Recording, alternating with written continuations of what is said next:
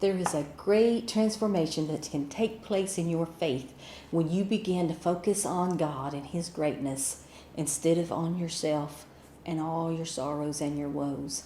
We have a great example of this in the Bible in Psalms chapter 13. It's only 6 verses, and I want to read them to you.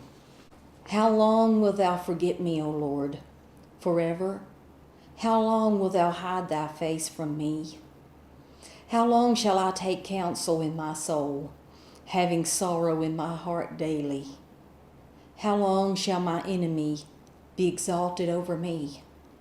Consider and hear me, O Lord my God. Lighten my eyes, lest I sleep the sleep of death.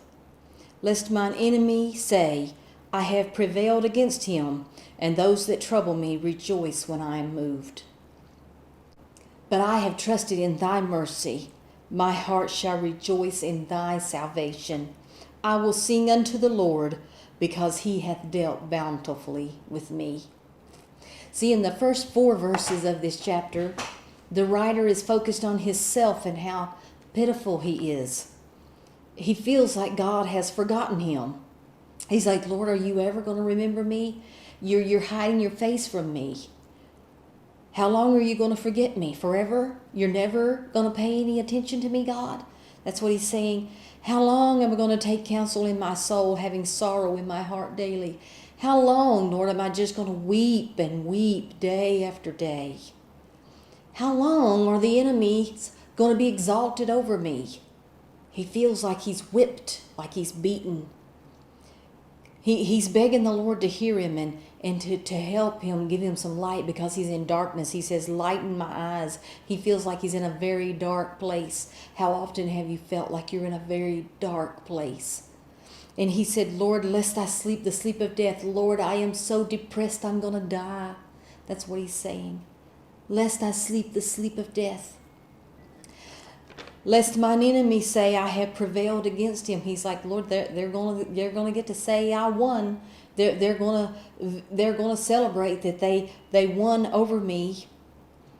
But then in verse 5 and 6 something happens. He turns his focus upward toward God, and he said, but I have trusted in thy mercy. And right there you can feel his burden lift.